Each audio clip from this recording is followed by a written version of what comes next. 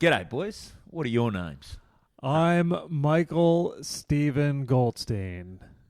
And Nicholas Syme and Kappa. And what do you two do? I'm a giggle merchant. Giggle merchant? I work in a fabric factory part-time, and I do comedy sometimes. Yeah. And also do podcasts, bit of acting. It gets more material out of the fabric factory. Yeah, that's good. Yeah, that's good. I haven't thought of that one. That's pretty good. That's pretty good material.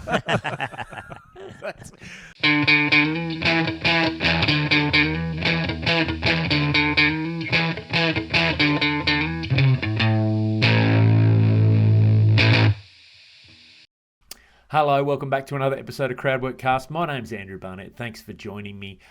This week's episode is something different. I've got two guests, Mike Goldstein and Nick Kappa. Now, the reason I've got two guests is we did this straight off the back of recording their podcast, which is called The Phone Hacks. If you haven't heard The Phone Hacks, if you're unaware of it, it's an amazing podcast where basically they get your phone and torture you. I'll let them explain the premise of the podcast, but it's well worth a listen, so please do check that out when you get the chance. Phone Hacks Podcast. They're both also great comedians. When this comes out, they both still have dates to go in the Melbourne International Comedy Festival. Their shows, Mike Goldstein, his show is called The Mike Goldstein of Comedy. So if you're in or around Melbourne, go check that out. I believe he's also bringing that to Sydney, Brisbane, and potentially Perth. But check out his website, Mike Goldstein Comedy, on Instagram, Twitter, wherever you can find him. Nick Kappa's show is called Hold Me Closer, Tiny Cancer. That's still got some dates to go. I know they were both selling really, really well. So if you want to go along in Melbourne, go get tickets now. Nick's show is about his recent battle with testicular cancer, which he's out the other side of now and doing really well. So fantastic comedian, fantastic show. Go see that. I believe that's also coming to Sydney, Brisbane, and possibly Perth. But once again, check out their socials for all those details. If you'd like to come see me live, once again, Brisbane Comedy Festival, May 6th. It's one night only. I'm in the Underground Theatre. I've never done Brisbane Comedy Festival before, so I'd really like this one to do well. So please, you can check out on my link tree. There's links to that ticket. So if you're around Brisbane or know anyone who is, please send them along. If you're in Sydney, in or around Sydney, I'll be doing Sydney Comedy Festival May 20 and 21 at the Enmore Comedy Club. There's still some tickets available for those shows, so please come along, see them. I'd love to see you in person. And as always, if you like the show, subscribe, leave me a review, comment, whatever, all that good stuff, and give me a follow, Andrew Barnett Comedy, on Instagram, TikTok, Facebook, and of course Mr. A. Barnett on Twitter. Not that I ever really tweet. Other than that, no more messing around. Let's get into it. This is my episode with Mike Goldstein and Nick Kappa. So you boys, obviously, both comedians. You've got a podcast that I've just done an episode of, which I still have to post that picture. Yes. Do you have to do a hack? We are the Phone Hacks Podcast. So just right at the top, explain what the Phone Hacks Podcast is. Well, we've been going far too long, I think. 5 years of trading phones with the guest and each other, and then going through either camera roll, notes, search history, or draft tweets, which isn't really a thing anymore because no one really tweets. Sometimes we do Facebook memories, though. It's been a while since we've done that. And then we do hacks at the end where you put your socials up for us to post whatever bullshit we think is funny. Yes. Yeah. And I just got a few messages back from Mel Bottle asking to open for her. Yeah. And that I like her mum sketches. Yeah. And if I could do a dad parody, which nice message that Mike crafted that I sent to her. And then she sent me back a legitimate response. Immediately. Oh, God. And now I feel real bad. Yeah. Was it a legitimate, yes, I'd love you to open for me, or was it just a nice way of letting you down? A bit of both. Yeah. She said, no, you can do a dad character. Go for it. And then she said, probably the opener is up to my management company, so I can't help you out with that. Oh. And then I said, I'm so sorry, this is so heartbreaking, but this was Goldstein. And then she said, if only all my messages were like this. Yeah. So she must get a lot of messages from people asking to open for her and stuff like that. Yes. So she appreciated the fact that it was bullshit. Yeah, she did. Okay. There's a sigh of relief with that reply. Yeah. That's it's so I love the old sorry, that's my management. They're just shoving it off on the management. Yeah. That is probably the biggest advantage of having management is the being able to blame them or have them. I've had a few where they're like, can you do this? I'm like, oh yeah, but I've committed to this, this and this, and I'm like, you have to be the bad guy and tell those people I can't do this or cancel that on me or yeah. Speak to my agent. Yeah. And they never do. Yeah. It's so weird. Like I don't know what management kind of does in a way. No, they do not. They send a few emails. They do your admin work, which is great. I fucking hate doing that. It's a pain in the ass. But really, I think most things are up to you. Yeah. I don't know of anyone that's like anyone who's had good management has already been on their way already and has been steered correctly. Yeah. I don't think management's ever created someone from the ground up, you know? No, you got to go to them with something to manage. Yeah. Like they're not gonna mold you from nothing. clay. I think maybe back in the day it used to be like that, but now it's like they're gonna wait till you blow up on socials or something so they can just take 20% of your hard-earned shit. 20%. Yeah, Jeez, at least you're on a good deal, Mike. Oh, is it usually 30? No, I'm joking. No, my guys are less than that. Oh shit. Yeah. Well, because the best way I heard it put is that if we, we're lucky enough to have representation, whatever, and then if we bitch about, I have to give this guy 20%, he just sends a few emails, it's bullshit. But they're all hanging out together, agents, and they're going, man, it's bullshit. Like I got to give this fuck 80%. Like, I'm doing all the hard work. And, getting him all these deals, erectile dysfunction ads. Yeah. In fact, I think my management get me more work than I probably bring to them. But they're Are you doing a lot of auditions? Or are you going out for? Man, I don't do any. Most of the work I get through them is corporate stuff or lunches and then just nice gigs and great. They're the ones that brought me down here to do the week of gigs down for the festival and that sort of stuff. Right. And I love it because they're just like, I just get sent a thing saying, hey, here's some flight choices. Like, you don't have to... Yeah. That admin stuff is the worst part of... I hate the admin anyway. Yeah. I'll gladly pay someone a percentage of what I make to do my admin. You seem primed, though, for dad roles and ads and... what else? Oh, man. So beer ads? You'd fucking crush a beer ad, bro. I could do a beer ad. Does it suck for you, man, because you're not, fucking cashed up or anything? I'm definitely not. Yeah. But also, you have somewhat a profile. The character is Andrew Barnett. Yep. So you kind of can't be seen in an ad. Whereas you would like to be seen in an ad as a dad or something for a beer or whatever, but then people are like, oh yeah, Barney fucking from the, you know what I mean? Whereas I'm not seen as that. Well, you kind of nearly run into this problem as well, would you, Mike? Well, I don't know. I just suck at acting. So if I go out for an audition, I just make everyone uncomfortable. The last thing I auditioned for was an ad with Damien Fleming and I forget who the other cricketer was, but where you've probably seen him. It's an insurance company ad. Yeah. Where basically I auditioned to play the stage manager, the stage manager for the commentary or whatever. Yeah. And just do that, and then but it was like, come in and we'll get you. Here's the lines, and there's literally 2 lines. You've got to speak to this insurance company or whatever it is, and then we'll just improv around it. And I'm like, okay. And so it was just this weird, I'm improvising with this guy in the room, just going and just trying to, jokes or whatever. And they're like, just keep going. So we go for 6 minutes of just me and him just going back and forward, getting weird. And then I didn't get it. Then I watched the ad and it's literally the 2 lines that are in the ad. There's no improv. Right. Why did you have someone stand in front of a camera and just I just picture casting directors sitting around going, oh, what's this? Yeah. We'll make this clown dance. Yeah. And at the end too, I got off and they said, just tell a little bit about it. And I said, oh, yeah. They said, oh, do you like cricket? I said, yeah, I used to have a cricket show. Yeah.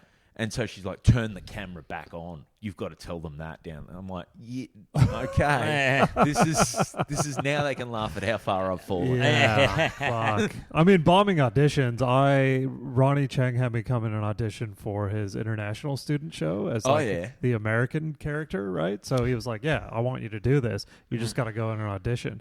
And I fucking bombed it so hard that like I'm used to rehearsing stand-up where I'll hold like a remote or something and pretend it's a microphone, you know, and like just fucking, it's lame, but that's, you know, how I try to remember jokes.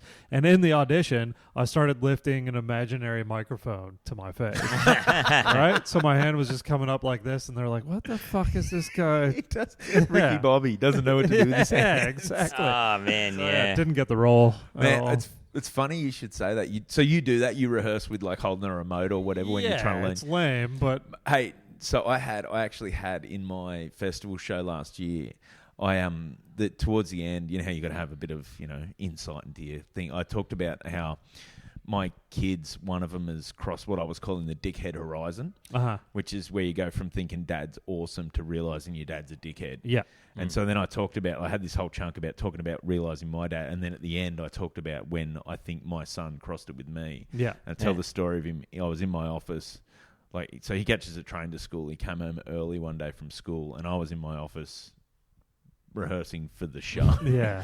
So I've got just a pen, and I'm just talking to myself. And he opened the office door, and I'm like, the feeling of shame to have your son walking. Oh, man. It was the most horrendous feeling. Yeah. And the whole bit, like I'd done a thing earlier. We're talking about how, like, because my kids go to Catholic schools, and when they had the birds and the bees lesson, they're like, talk about it. And I made this big thing of the reason I sent them to Catholic school is so they realise there's some shit we don't talk about. Yeah. Right. And then, but my son's so proud of him. He just opens the door, looks at me, and he shut the door and walked away, and we never talked about it. Oh, dude, I'd rather be caught masturbating that was my thing, because I'd set it up like they think, oh, yeah, his son's walked in on him masturbating. Yeah. And I'm like, no, I was rehearsing. This is way worse. Yeah. Way worse.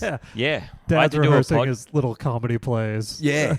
And that's what I point out to him. I said, this is the show. Like, we're in a weird room, and like there's like it's not impressive with all the accoutrements. Yeah. Imagine it with just dad on his own. You know he's got to pay the mortgage. Yeah, of course. And I was recording a podcast once, a Patreon episode of our podcast. Yeah. And just by myself in my father-in-law-to-be's house. And that was the scariest thing in my mind. Like, please do not walk in. Like, it was the saddest thing ever. Just a man with a microphone talking into the ether.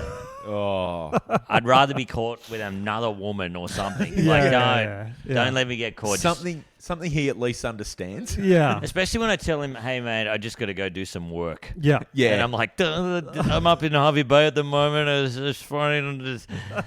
Here's some other stuff about the phone hacks. Yeah. For the off chance that someone might give you $5 online to hear you speak for 20 minutes. Terrible work. Yeah. It's so humiliating. That's what I think stand-up people don't realise, because they just see you walk on stage, and if you're doing it well, it's supposed to look reasonably spontaneous. Right. Yes. Especially the way you and I do. You're a little... you look spontaneous, but you look like your on-stage persona is a bit more dishevelled, would you say? Yeah. People have given me a real backhanded compliment. They're like, the coolest thing about you, man, is it looks like you don't know what you're doing. And I'm like, that's what I make it look like. Yeah. That's not what I was trying to do. It's funny because I remember like years ago now at Cafe Lounge in Sydney, you gave me one of the great backhanded compliments after I got off stage, because I did a bit about, at the time I was doing a bit about when people say this is apropos of nothing before they tell you something. And my whole thing was, I feel like it's going to be apropos of something. And you come up to me afterwards and go, man, I really like that bit. It's like, I've often thought like you're way smarter than your material lets on. So it's good to see you doing smart stuff. And I'm like, dumbs my other material.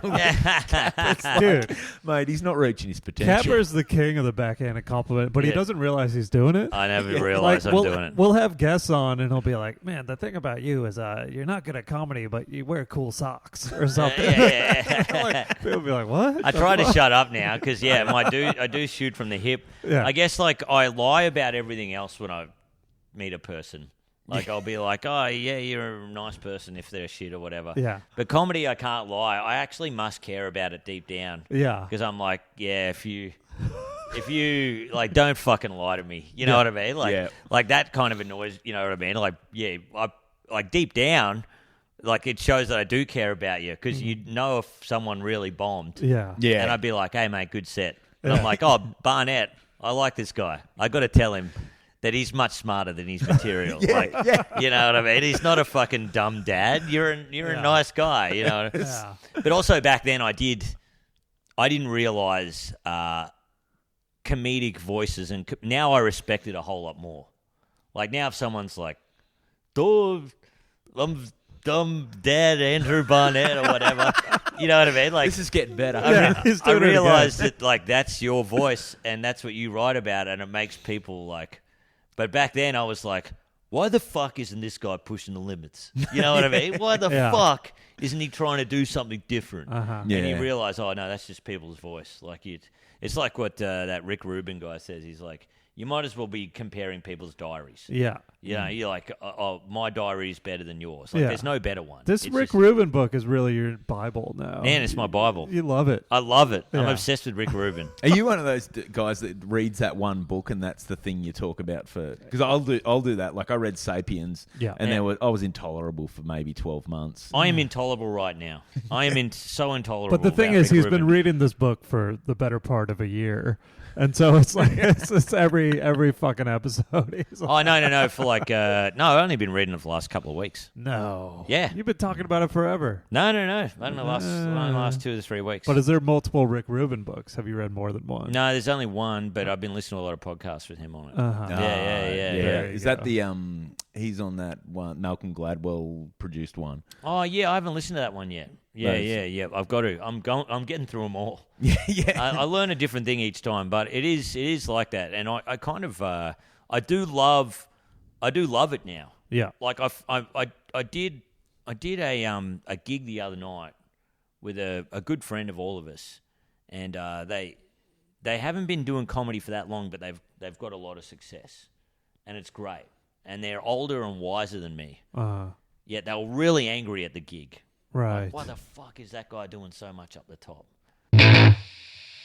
All right. Now, we just had a little technical error there. Yeah. That's on me. This thing was banked up with podcast episodes all the way back to January. So much gold. I just can't let go. I'm a hoarder of much beautiful content. Dog shit content. You know? Man, if only the mainstream could get their claws on that. You know, the amount of good stuff in there. Ooh, January bonus 2 was red hot. So hot. Man, I do the same thing. I actually went through a hard drive today I've got with another camera, and because I've got a bunch of them, I've got to do a bunch of episodes tomorrow. Yeah, and I realised I don't have enough room left on this drive, and I'm going back and looking at. I've still got clips on that from when I first bought the camera, and I was just fucking around with it. I'm like, oh, do I really want to delete that? It's like you're never going to sit and watch it, man. Yeah. It's like when you're moving house and you're like, oh, I could use this fucking crate that's missing half of it again at some point. You know? But no, that's the good crate that's missing half of it. I've carried a box of stuff around me for, I reckon, the last 15 years of just old drawings and shit. Yeah, I'll make this something one day. Yeah. I imagine you carrying it around like in a bindle. Just riding the rails, jumping on a freight train as it goes past. I've had 3 different girlfriends go, throw this fucking plastic box full of weird shit out. Yeah. I'm like, no. I got to keep it. It's part of you. One day I'll... Yeah. But you should... my mum rang me the other day and said, Nick, do you know what we found? All those Simpsons figurines you collected. You've got hundreds of them. Nice. I used to get Simpsons figurines at the servo. And I used to work at this pub, and every night at midnight, they'd get a new box of the Simpsons things at this 24/7 servo. So I used to get access to the good ones, the limited edition Right. ones, and so I used to buy them all. Yeah. Totally forgot about it, and I said to my partner, "Oh, babe, we can get some kind of medicine cabinet to put on the wall. All these Simpsons figurines." Yeah. You should have seen her face. She was like, "Yeah, why not?" And I was like, "Yeah, that's going to be my contribution to decorate the house." Fuck. If there's one thing I know about women is that they love a good suggestion like that when you're decorating the place. They love, figurines and, dorky shit. Well, I don't know if the camera's picking this up, but like I have a Jerry Seinfeld Funko Pop up there it's my partner is not a fan of at all. And there's a little alien figurine. This shit's cool. They dude. hate that you're not. When they said they want toys in the bedroom, this is what I thought they meant. We've got pop figures. This is great. That's great. I don't know if it's everyone's partner. Probably it is my partner hates that I'm not interested. And then hates it when I am interested. Like, oh, hey, babe, look at this. Look at this. Yeah, let's get this painting. I reckon this rug would go great on the... No way. It's like it's falling on deaf ears. Yeah. Yeah. I don't know. You've got a bit more decor style, do you, Mike, or not really? Do I? I don't know. Yeah, maybe. There's some, all the shitty little pictures around are like kind of a joint effort, I think. So, yeah, that's nice. Yeah. Yeah. This is a very stylish. So this is if I said to someone in Sydney, just a random punter in Sydney, I'm going to go visit a Melbourne comedian's apartment. This is exactly what they'd picture. Where it's like a converted warehouse apartment. Yeah. I'll be a cliche. I don't mind. Yeah, it's lovely. Yeah, the closets are just full of scarves as well. Good. That's all it is. Man, I'd say you're probably incorrect. I'd say this is the most sunlight I've ever seen in a Melbourne apartment. Oh, really? Usually they are mold-infested fucking places with no windows. Yeah. Really? Yeah. Well, this is more the hip vibe that Sydney. Oh, yes. Sydney people It's weird that Sydney-Melbourne sort of dynamic because Melbourne people fucking hate Sydney. Yeah. Hate Sydney people. But Sydney people love coming to Melbourne. Yeah. They're like, I love visiting Melbourne's so cool, it's funky. This is the sort of shit they think the whole city is, though. Right. Yeah, they don't just see this... Because Melbourne it is really cool. Yeah. However, the shit parts... or the crappy pubs in Melbourne are worse than any Sydney pub. It's like they divert all the filth into like the Welcome Stranger, that pub that Heggie drinks at in the city sometimes. Like there's no poker machines in any of the pubs in Melbourne. Right. But they're all at that place, and it is worse than any pub in Queensland. I've been turned away from that pub before. Really? That's it's fucked up. It was like 3 a.m, and they asked if I was a member, and I was like, "What the fuck?" I was shit faced. I was like, "Is there members?" But I'm not wearing track pants. Is that the members' attire? Yeah, exactly. Yeah. Fuck. So there is a scumminess to Melbourne that I guess maybe parts of Sydney. What we were talking about Marrickville before, maybe that's got a bit of grunge on it. But I don't know. Melbourne definitely, when I think of, comedian's apartment, I would think of like a fucking dingy little hole. Yeah. Right? Yeah. Just somewhere, they just need somewhere to store their unicycle. And, It's always like wet. The backyard's always wet concrete. Yeah. It's always even when the sun's out, it's always wet for some reason. Yeah. You don't know why, It's like it's coming up from underneath. It is. Yeah. It's like there's a moisture, there's a mold. And My partner, when she first moved from Brisbane, she moved into a nice little flat she was sharing with another girl. And I was like, this is so trendy, so cool, so old and English. But then she had to move out just because of the mold infestation of getting no sunlight in any of the rooms was like brutal. Yeah. So, but this is cool. I always tease Mike because this is a rom-com apartment. It is a It's straight rom-com from a apartment. rom-com. I'll take that. Someone else, I think, Rowan Ganju said it's straight out of Gossip Girl. Yeah. Which I want to say I don't get the reference, but I kind of know what he's talking about. This is where like Josh Hartnett and Jessica Biel would definitely make out or cheat on each other. You know what I mean? Hell yeah. Well, me and my partner are the Josh Hartnett and Jessica Biel of Melbourne. I've often said you're the Jessica Biel of Oh, comedy. thank you. I'll take it. Yeah. So, man, what have you achieved in this podcast? Have you interviewed some world-class comedians? He is right now. Mate, yeah, exactly. Yeah, It's peaking, I think, at this point. Getting you two on both at the same time is another thing. Is this the first double guest? Yeah, I think it is. Oh, wow. I think it is the first threesome. Spit roasted Yeah, by Mike and I. by the phone hacks. Oh. How Thruple. did you two? Because this is interesting. Because you, Mike, you were, I think, when I first met you, you were mostly out of Perth. But Yeah. you were just always on the road. Yeah, I was coming to Sydney as much as possible because if you gig in Perth long enough, you'll lose your fucking mind. Yeah. Oh, really? Yeah. Yeah. Well, you just got to compete with all the musical acts, and there's a lot going on over there. But I mean, I love it, and I still go back to Perth. But I moved to Melbourne in 2015. Yeah, and then I would have met you in Sydney. What, 2012 or something? Maybe. Yeah. Have to have been sometime around then, 2011, 2012. Yeah. And then, but Nick, you started in Sydney. Yeah, I started in Sydney and I moved to Melbourne, 9 years ago? Probably around today. Is it that long? That long? Bloody hell. Yeah. So, yeah, and I loved Sydney. I loved it. I really liked it, but I thought it was a big deal that I got a festival managed venue at the Melbourne Comedy Festival. That is a big deal when you start. That was a big deal probably 9 years ago. Yeah. And I had a partner at the time and she wanted to get out of Sydney. And so we came here for a weekend once and she's like, let's go. Let's move to Melbourne. Yeah. And so I came here and I liked it. Yeah, I really liked it. Sydney at that time was I think it's still got the best crowds in Australia. Really? Yeah, because I think it's like Mike Brisbane. disagrees. No, I agree. I Yeah. do. I think, yeah. I mean, there's only, 5 cities you could really perform in. But, yeah. No one's going out. Fucking Ipswich has the best crowds, actually, or Yeah. something. you know? Yeah. I think Sydney has the rowdiness of Brisbane and Perth, but also the open-mindedness of Melbourne.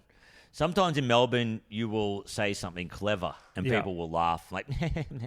But in Sydney, they're like, look, mate, we'll give you an applause break, but you got to fucking earn it. You really got to earn it. You can't just join a bunch of words together at a rapid speed and we're going to clap it. No way. Yeah.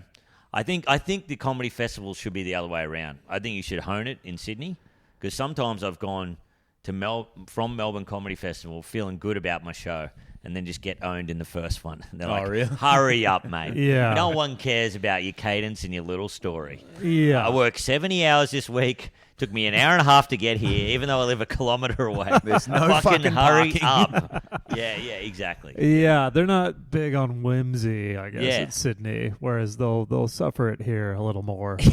Or they enjoy it, They know? enjoy Yeah. it. Yeah. Sydney, that's what I try and explain to people, especially Melbourne acts. They go, Sydney's so big. How come it's so hard to get crowds out? I'm like, yeah, Sydney is a pain in the ass of a city to get around. It's It not. is. There's no there's millions of people, but they're spread out over long distances, and it's sometimes geographically. You cannot. I used to always go over when I was running stuff in for new shows. I'd always go over when Pat had that room over at the northern Manly, beaches yeah. at Manly, Yeah. because you knew there was no point flying them after or whatever, because they were never coming south of the bridge. Right. Because it's just too much of a pain in the ass. Right. Yeah. So they're not crossing the bridge for you. So you just go over there, try all your stuff. You can run a whole show over there, and then you weren't burning anything. Yeah. Yeah, for sure. Yeah. I that's the only one of the reasons I have never moved back to, or never thought about moving back to Sydney. I miss it every time I go back. But when it takes you an hour to get somewhere that's really close, you're like, fuck this place. I have lost so much time, here. But it's awesome, man. It's best. And I moved here, and then I did a gig with Mike. Before I moved here, I did a little tour, I think, and I went to Perth, and I did a gig with Mike. Yeah. And he's a prickly fellow at first. You gotta prove yourself to him. Yeah. You got to prove there's a that bit you're of that. okay.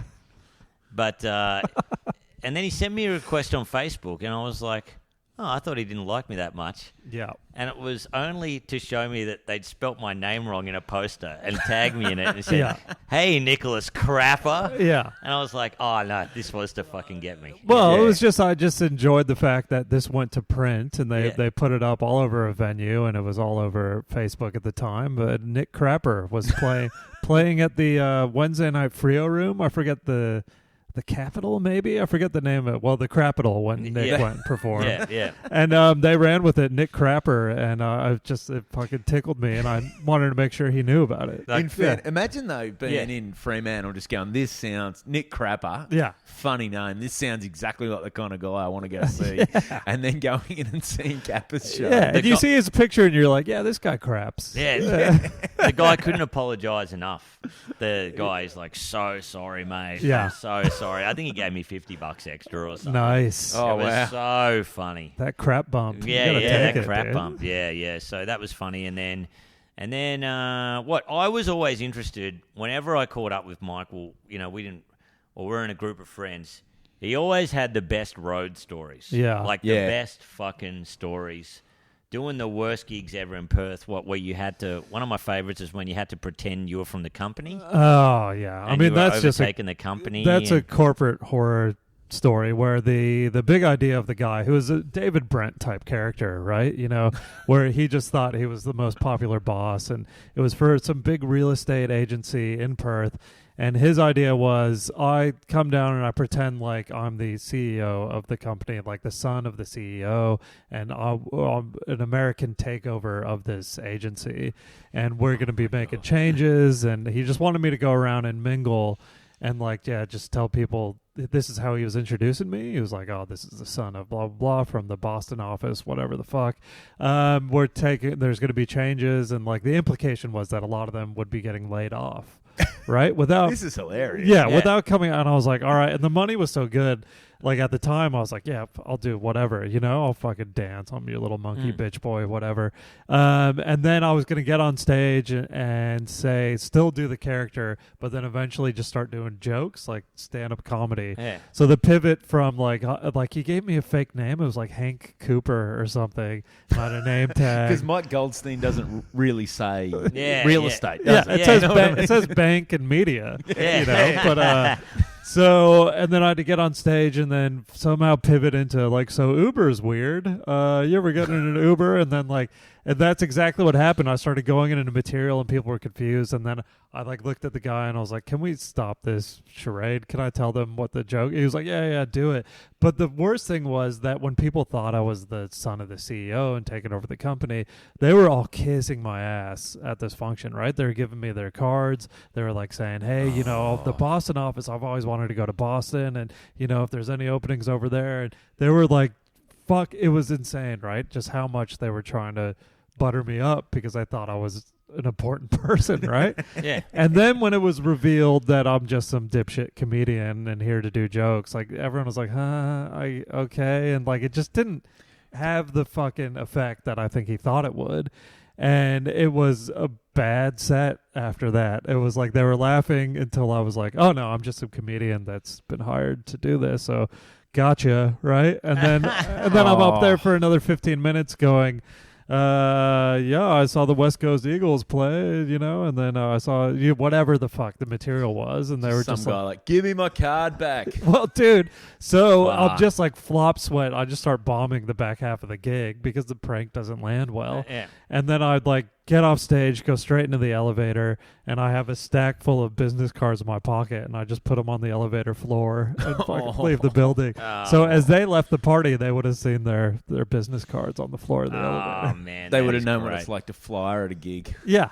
Oh, man. Exactly. So many. And, that's not even the tip of the iceberg. I remember you used to tell me, I think you still do these sometimes. Yeah. Where they'll just fly you to Perth. Yeah. You'll hire a car, drive 3 hours. Yeah. Get fucking heckled while you're calling a raffle. Yeah. For half an hour. Oh, dude. Then drive 4 hours home. Yeah. Then fly back. Yeah. It always takes another hour to drive home because I pull over and cry for a while.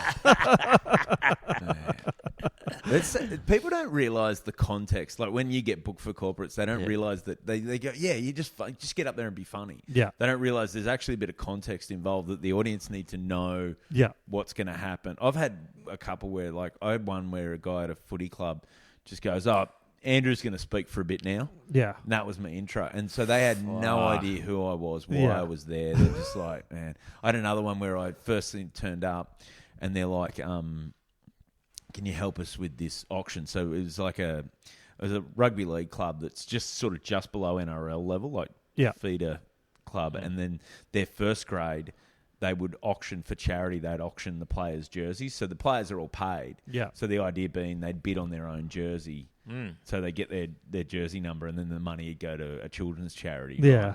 And so some of the blokes a bit tight, some of them not. So they said, "Can you help the auction? Just really ram it. Just give it to them. Like everyone's got a good sense of humour." So I'm just up there, like blokes are bidding up other blokes' jerseys, and like, so I'm like the star halfback. I'm like, yeah, you're gonna let some idiot forward outbid you on your like. So I'm just just into all of them. Yeah. And the guy goes, right now Andrew's gonna do some comedy, and so the half the room I just like made feel awkward. I just made them, and they just fucking hated it. And then I could basically, they're all at tables. I could basically get one table at a time. So I'd start looking, like, you look around. So I'd make eye contact, be talking sort of to this table, and then that table would just start talking because they didn't realise that, he's just talking to them. So, well, do you guys need a drink? And so then I'd go over here, and then that table would start and eventually and then there was one guy, because this was when I was still doing all the rugby league stuff on Fox. There was one guy he must have been best mates with one of the guys we'd not made fun, but, had been a feature on our show, and he just sat there fucking death staring me the whole time like he was going to murder me. Oh, man. And I'm like, I found out later that he was good mates with that guy. And Right. I was like, oh, far out. This is not. He's just staring holes like this fucking rugby league player staring holes in the side of your head. So no one around him would laugh at anything I did or said. Yeah. And then I finished up. My closer was, so I'm going to get out of your hair now. Yeah. And then See ya. Oh, man. that was it was a nightmare. Oh, that's take the money and run. I mean, that's what corporates are. You just see, they quote you a fee, and usually it's decent. And you're like, yeah, I'll put my self-esteem through the fucking ringer for this. And then, it's just like you just torture yourself when you're leading up to it because it's hanging over your head. And then occasionally they're good, and you're like, I got through that. That's fine. But for the most part, you're like, why the fuck? What am I doing? Yeah. I got to go back to school. You walk such a tightrope, don't you? Because I did a corporate a week or two ago. It was like a big business luncheon. Yeah. And you go, like, they only want to hear about themselves. Yeah. Yeah. Like, you go, oh, yep, cool.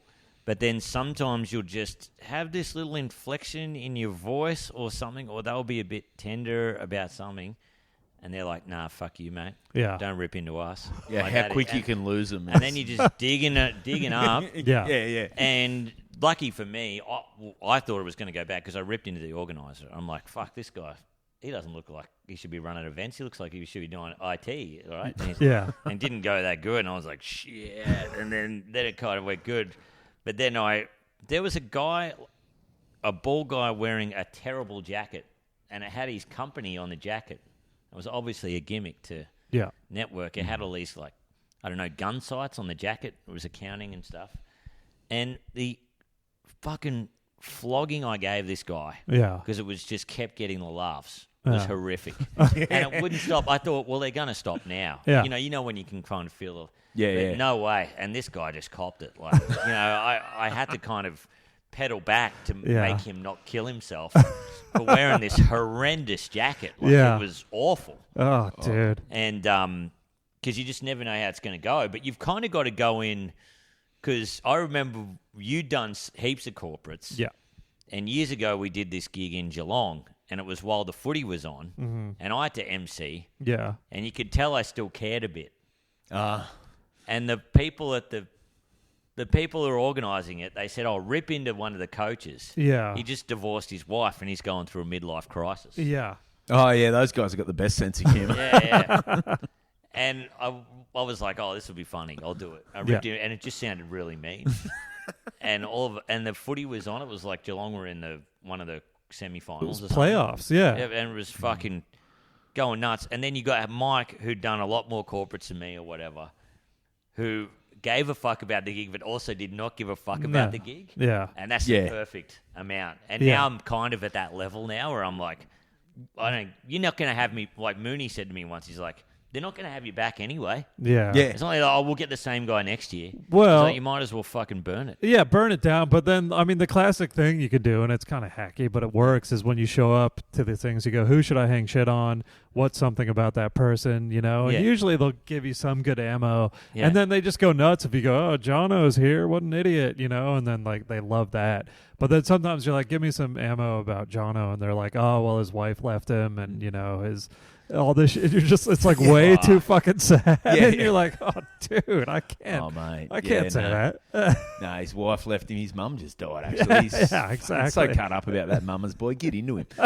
Oh, man, it's so awesome when they're up for blood. Yeah. Like, they just get, like, there was a private school looking guy sitting there. You know, he had his hair perfectly parted. Those, like, clear rimmed glasses. Oh, yeah. I was like, fucking hell, what this guy drive a Tesla here or something like that? Like, he definitely spreading daddy's money around, and he did not take it well. The rest of the room loving it. Like, just fucking, you know. You ever get the feeling you're settling scores for him? Yeah. Yeah. Like, I've wanted to give it to that prick for ages. Yeah, man. Yeah. Do it through the comedian. And it's so funny because, like, they all try to network with you afterwards or whatever. Like, one guy was like, oh, I said, I've got to go, man. I'm doing a podcast. He's like, oh, how many downloads are you getting? Like, what kind of fucking figures we doing here? You know, come over and sit over here. And I'm like, I don't want to network with any of you people. Just lie. Just say you're getting Rogan numbers or, you know, fucking you're in the billions. Yeah. Spotify it's so weird. Loitering about. They want to make me go exclusive, but it's for the people, you know. It's so weird because I want their fancy house and nice car. Yeah. And they kind of want what we've got, which is the freewheeling fucking. But none of us either want to be in the. Oh yeah. Like none of us want that as well. Like, yeah. Just like, man, I did one for like a union, like just a couple of weeks ago, and it was right after the New South Wales election. And first off, it was for miners. Yeah. And I went up, and I'd as in children. yeah. It's kids union. But I went up, and the first thing I said to him was how, you know, the Mineral Council have been putting all those ads on how many, you know, women in mining jobs, and literally it's wall to wall blokes. There was one table of ladies that work in the office for the union, and I made a crack about that, and it was just. Fucking silence. I was like, Jesus. And so then the next one, they told me, there might be some politicians here. So there's all the big wigs down the front. I said, any Labor, like anyone, you know, stand in the election that's just happened. And they all pointed to this one lady, and I went, oh, yeah. And she goes, I lost. And I went, oh, fuck, none from two. This is... I mean, that's like at the Sit Down Comedy Club in Brisbane, me and Justin Hamilton had to do a singles mixer night where it was like I was hosting and then he would get up and do 40. And it was just like on Valentine's Day, and it was like people met and mingled before the show. And it's just a fucking pack of losers, right? You know? It's just all these dweebs. Yeah. And then we have to do a gig, and like half of them haven't picked up at this point, and then the gig started, and it's just the weirdest vibe in any room I've ever tried to perform in. And then there's a guy, if you know the Sit Down Comedy Club, it's a high stage, right? And then like you're just towering over people. But there's a guy sitting in the front who like had his giant arm like propped up on the stage, you know? And so like I just start trying to give him shit, and I go, hey man, like you're at the singles mixer tonight, like see anyone you're interested in? What's your story? And he goes, my wife, she died. Oh, wow. And I was like, okay, all right. Well, you know, well, you're definitely single, you know, trying to do a joke out of it or something. Leave your arm on the stage. Do whatever you like, buddy. Come up here if you want. I hope you weren't involved. Yeah. So, I mean, that's the thing with comedy, as we all know, is people think that they could throw it into any situation. Yeah. Oh, yeah. And it'll work. Where there's so many variables and so many things need to be perfect for it to be good.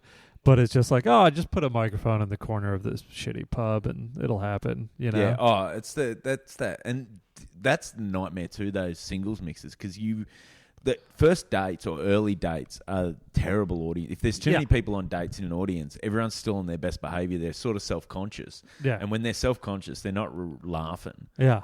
So it's just like, I remember doing Laugh Garage years ago, and it's just the start, and it was just everyone was bombing. And then in the break, I look around, I'm like, everyone's on dates. Yeah. And so then I just started talking about how everyone's on dates and just getting it. And then it went fine because everyone just, like, we broke you knew the tension. what you were dealing with. Yeah.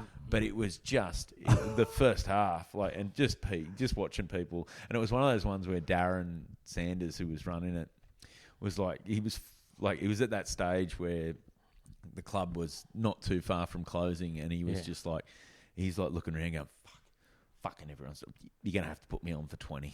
You're going to have to put me on. Oh, fuck it. I'll do 20 to close the half. He's like, I'm going to have to save this show. Yeah. And it's like, I was like, oh, fuck, I don't know what's going on here. And it wasn't until lights up. And I was like, oh, okay. This is... Man, there needs to be a disclaimer or something. If someone wants to book comedy for work or book it or whatever, this isn't about you. You're not going to be able to communicate during this. It's You're not a social event. Like, that's why comedy, I think, doesn't work on the Gold Coast. Most crowds you go to, they're like, oh, what, I can't talk? Like, this isn't about me? Yeah. Oh, well, this is fucked. Like, I got to make it about me. Yeah. Like, the worst thing you can see, and look, this is a blanket statement, but it is often a recipe for disaster. When you see 3 or 4 ladies, probably middle-aged, with the bowl of champagne in the bucket, in the front, you're like, this is going to be a fucking nightmare. Like, 'cause they're like, rosés or something. and it's not their problem. Like, they've obviously misjudged it. They're like, oh, we can all catch up. Yeah. And instead, they just got this about 4 white guys talking at them, and they're like, this sucks. Yeah. Let's just talk. Yeah. Or fucking ruin this night. They just want to down their Prosecco's and, fucking gab with the girls. Yeah. And that's fine, But there needs to be a disclaimer. Someone needs to call them and go, hey, look, we noticed... you've had a booking for 10. This isn't about you. Yeah.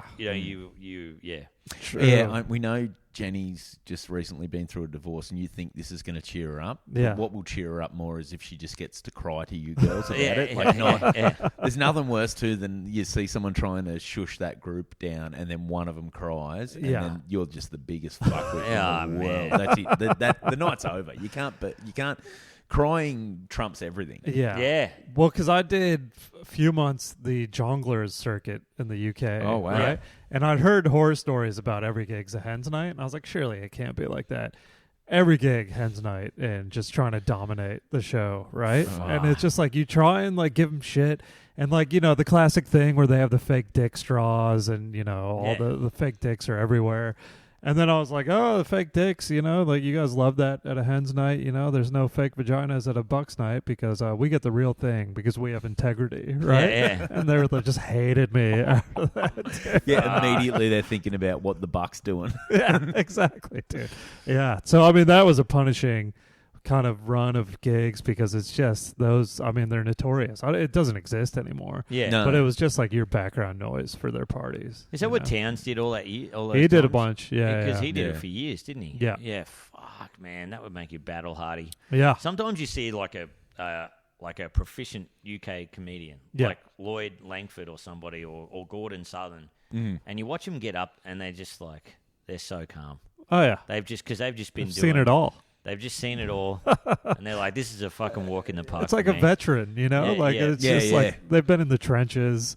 Yeah. They got the PTSD already. They could just suffer through it. Yeah. Mickey D's got a touch of that. Just put him in any room. Oh, yeah. He's not going to freak out. Yeah. I remember doing cruise ships with him, and just that's a nightmare to like on those Carnival where you got to follow him at a late show. Yeah. Or I did one with Mick Meredith where he was doing his, that song All the Ranger Ladies. Right. The whole room's singing along. And then he brings me on and he just shakes me and he goes, follow that, cunt. Mick Meredith rules so hard. Oh, mate, he's so good. Ages. Yeah. And it is impossible. Like the first, he had the shits because the night before I did you switch spots so one follows the other. Yeah. And he had his guitar still on. He goes, do you mind if I put the guitar on stage? I'm like, yeah, no. But I just kept walking over as though I was going to pick it up, and then I'd have another thought and just keep doing stand-up. And I go, oh, fuck, I never got to the guitar. Don't worry, the next bloke will. And then brought him on. And then so he just buried me. Yeah. Fucking, I've never had to work so hard to keep it on. They're just like about 3 times. How good was Mickey, guys? Can we get another round of applause for Mickey? Oh, man. Nightmare. The Berry. Yeah, Berry is great. Yeah. Yeah. When nothing is worse when you got to follow some guy or whatever. Like a few weeks ago, I was running late. So like, oh, Nick, at the lounge, we'll swap you and Emo, this guy from Perth. I know Emo. Yeah. Yeah. and he fucking lit it up. You know what I mean? He's got the full vibe going. He's fully. He sells it all too. Yeah. Now that you've had the one exotic fucking dude on the lineup with the most energy, give it up for your last guy. Yeah. Another white guy. Who has not got this guy's energy. All the way from Beaumont? Oh, man. It took me like 10 minutes to get him. Took me so long. My first ever Melbourne gig, I just did Dave O'Neill's... Funhouse. Yeah, Funhouse. Great. But because I just was in, and so it was me, Limo, Glenn Robbins. But because Limo was filming the next day and doing breakfast radio, he headlined the first half, and then Glenn was a special guest, and Glenn's like, I don't want to go last. Yeah. So I'm like maybe 6 years into comedy, and they've just seen Dave O'Neill, Limo, and Glenn Robbins. Yeah. And then here's some prick from Sydney you've never heard of. Like literally before he brought me on, I see women going to pick up their handbags thinking the night was done. Nice. Like, oh, fuck, this is going to be a nightmare. I just sort of, okay. We'll see. And it was was fucked. It was so hard. You're right. I used to have to do that all the time at Euro. You'd have all-star lineup, and so Carl would go, oh, hey, mate, do you want to come along to a spot? I need you. Come along. And then Celia Piccola would turn up. They'd be like, can I go on now? And he'd be like, okay, you can go on now. Luke McGregor would turn up. Okay, you can go on now. And I would just be like, it would get to the end of the night, and he'd have to give me a spot. So he'd be like, all right, you're on last. Yeah. And the only thing that saved me was McGinley giving me this great line, like, I know what you're all thinking right now. Finally, someone we've heard of. Yeah, that's great. And it was awesome. And then people would go, oh, yeah, I'll give this fucking guy a go. And they almost laugh harder. They're like, well, let's get behind the fucking underdog. Yeah, it's charity. And then you actually got decent jokes, and they love it. And I had some of my best gigs doing that. But however, I thought that was going to happen the other night when I had to follow Sam Peng. He had to get, and people were getting photos with him. Yeah. During your set. They had Sam Peng, then the break, then they were going to have me. And in the break, there is a queue of Sam Peng and Dave O'Neill getting photos. Nice. Like a never-ending queue. And I'm basically the cameraman. I'm holding all the phones. And then I got to get up and follow, and just the air in the room, like, hurry up. Oh, man. dude, the best thing I've the seen main course. happen to comedians is a puncher will come up after a show and be like, can we get a photo? And then the comic is like, oh, yeah. And then, like, you go to get in the photo, and they're like, oh, no, can you take a photo of me and my friend? Oh, yeah. Man. Or when they want a photo with another comedian, you have to take the photo for it. It's just, dude, can we get a photo? And then fucking, they don't want you in it at all. It's the most humbling moment, you know? Because you're like, I'll be your cameraman. Once I didn't have a very good one in Lawn, and it was a huge gig. Yeah. And I was supporting O'Neill and Mooney. And there was all these young girls out the front. Yeah. And they're like, hey! And I waved at them, and they're like, Mooney! And they all got photos with Dave O'Neill and Mooney. Oh. Yeah. And, like, you know, I was like, fuck, this is so... Like, the fact that I waved back and... so demoralizing, man. Love it, dude. Yeah. That's so good. So with the... get back to the Phone Hacks podcast. Yeah. How did you two... Because I remember, like, it wouldn't have been the combination when I first knew you that I naturally would have just gone, oh, yeah, no, Kappa and Goldstein, they'll come together and have a really successful podcast. 'Cause I think one of my earliest memories of you was sitting at the back table at the Cafe Lounge with you and Luke Heggie, and you were making a list of the stinkiest comics. Capra was on the list. Oh, damn it. Yeah, no. Well, it wouldn't be a good list if I wasn't on it. You know what I mean? And this was pre, you know, your hygiene's much better now. But for years years there, you were one of the gnarliest fucking smelling people on the circuit. I was so I wasn't going to mention that bit, but fair enough. You guys are honest with each other. Yeah. No, that's hilarious. And the worst thing is I've talked to Heggie about this. I was like, I'm on the fucking list, aren't I? He's like, yeah, you're on the list. Of course you are, you know? And I think there would have been an act at that gig that sparked our... You know, I think there was needing to make the list, you know. So, but yeah, Capper and I kind of an odd couple situation, but that's why, you know, people love it. I think, because if it was just me and Heggy or, me and yourself, people would be like, this is the same dude just talking to each other. So, yeah, we offset each other, one day I think it was like a trip to Brisbane once. Yeah. Goldstein and I did Brisbane Fringe. Yeah. Which was Brisbane Fringe. Brisbane Fringe. I don't think I'd even heard of Brisbane I don't think Fringe. anyone that lives in Brisbane hadn't heard of it either. Yeah, I don't think so. Yeah, man. And we both lost a ton of money. I think Mike more so because he rented this huge Airbnb. Or did they upgrade you? Sorry, you had a small one. Did they upgrade I had a small one, and I got upgraded to like this penthouse apartment. Yeah. It was like one of those long stay places, but I was only there for the week. But then, I made the mistake of it. Well, like, happy to hang out with you, but then I think I let Nick Carr crash in the spare room, and then some other random people came over, and there was this other, like, a chick that was kind of, not the most reputable of sorts, and she was, like, digging through people's bags looking for Jesus. They drink. We bought all of this alcohol, like, tons of alcohol, because I thought I was buying it for Carr and Goldstein. Yeah. And he thought the same, and then Carr thought the same. So we bought all this alcohol, and we had like one bottle, not even that, and we all fell asleep. But then all these open micers drank every single last drop. Yeah. Till like 6 a.m. Yeah. And it was really funny. And Mike and I we came up with heaps of riffs. I think we always talked about. Was this so? This was pre-podcast. Yeah, it was pre-podcast. Yeah. And we were I remember we was talking about how one of us banged a mum or something. What? and I was like, it was so crazy because I thought it would be all loose down there. And Mike's like, it was like Wolverine. It was like if Wolverine had a pussy, like the healing factor or something like that. Were we talking about someone else or something? Someone else was talking about like so like still tight, and we're like, whoa, like a Wolverine pussy. Like it had the healing factor. There you go. Anyway, that was a riff. That's how we knew it was meant to be. Yeah, that's how we knew it was meant to be.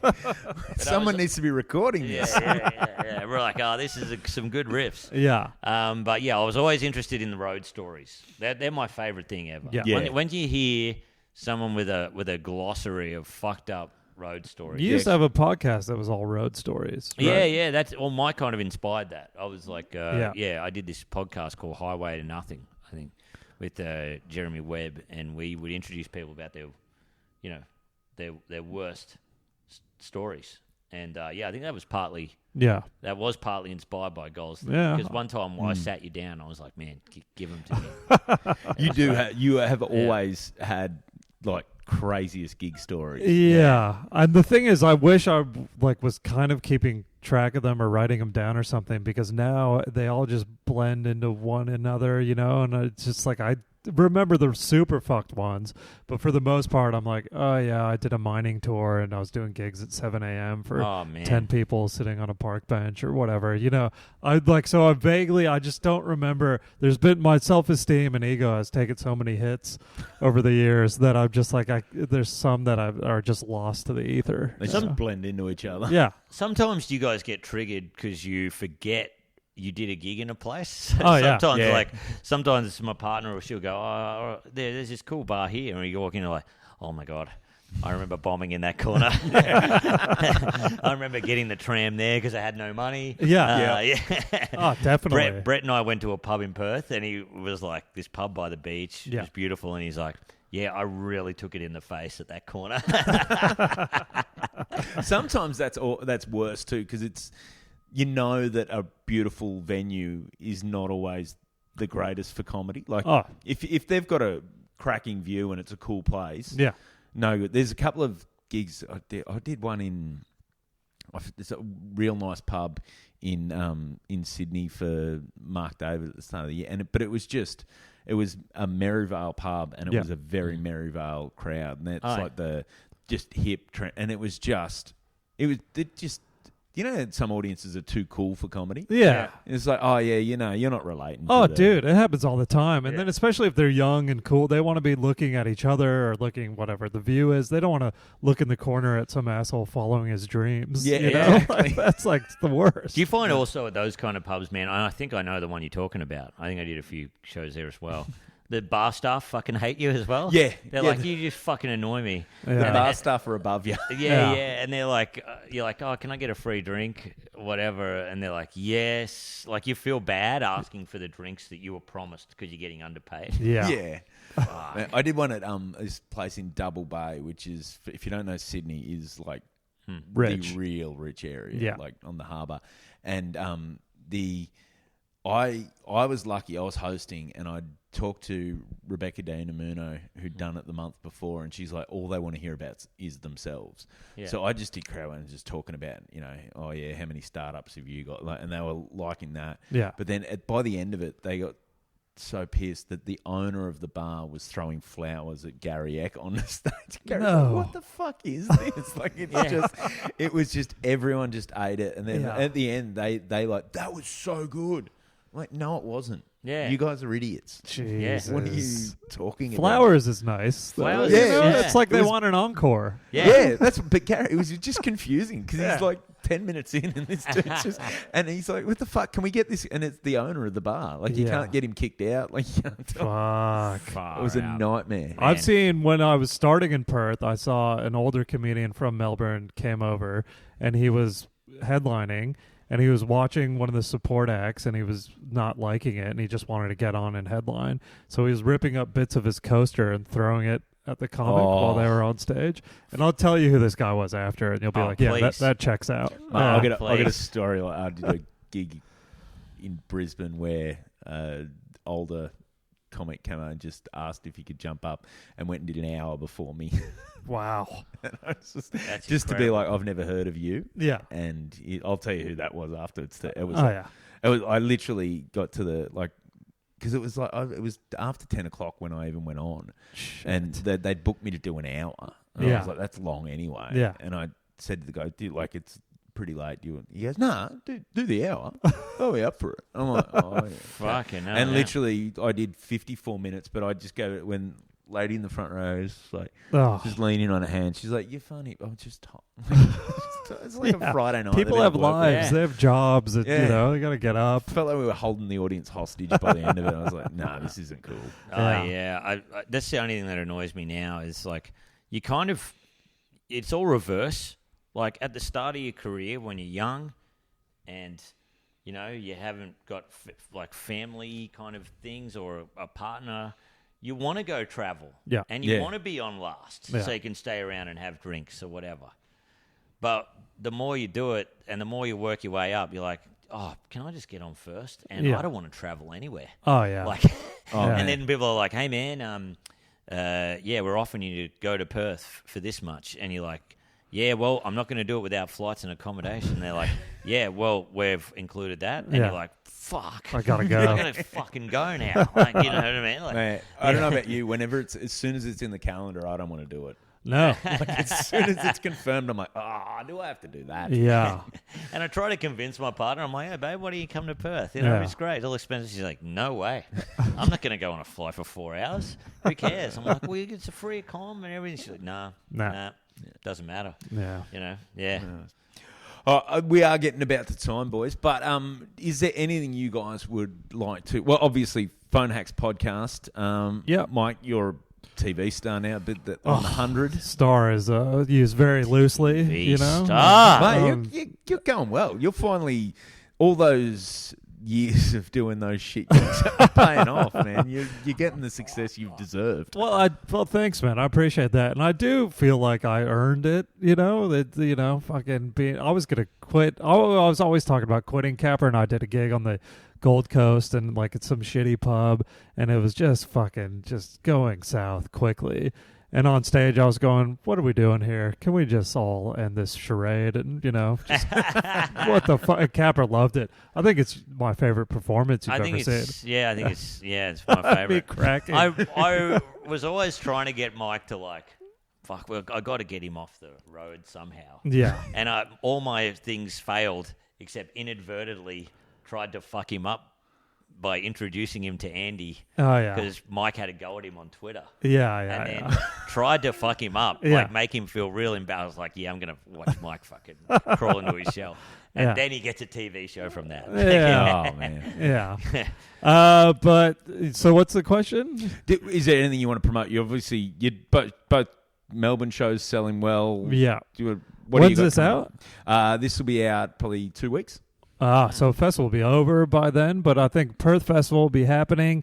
Get across that, and then Sydney Comedy Festival after that, and just Comedy Mike Goldstein on socials. You get to see some spicy content. Spicy. Yeah. Ooh la la. Ooh la la. There's OnlyFans for Capper. Yes. Yeah. Yep. And I'll be doing Brisbane Comedy Festival. One of those shows nearly sold out already, and then Sydney is pretty good, and Newcastle. Oh, nice. Yep. So, go to any of those. Were you at the Newcastle Comedy Club there, or are you doing Newcastle Comedy Club? Yes. That's great. On a Have you done Sunday that? at 5:30. No. So I think there'll be plenty of room. Yeah. No, man, they sell those. Yeah. Those shows sell, and I mean, obviously with the following you guys have got from the podcast and everything, hopefully that'll. Yeah. It's a Take great out. club. I love it. It's a really one of my Was favorites. it one of Yeah, your really last good club. gigs in Newcastle? It was 2 a.m. in a nightclub where they stopped the music so you could try to do your little skits Yeah, and check riddles? that out on my YouTube channel. It's great. I did Oh, this really? nightmare gig. Yeah. The owner of the pub said, "Man, $300. You just got to do 20." Uh-huh. There are people dancing. Everyone's on drugs, having a good time. The DJ's going wild. Uh-huh. It's the best party you've ever seen. Then 20 minutes of Nick Kappa. Check it out. You know, Yeah. I respect the fact that that's on your YouTube channel. Yeah. I love it. And a guy complimented me the other night. He's like, "Hey, man, great set. I'm one of the few people that sat through that fucking 20 minutes." Yeah. Oh, I love Yeah. that. I love that. Well, boys, thanks very much for doing it. And everyone, check out the Phone Hacks podcast. It's probably the best podcast getting around. Oh, thanks, thanks for that, Thank man. you. Thanks for having us. No Thanks, worries. mate. See you. Cheers. Bye.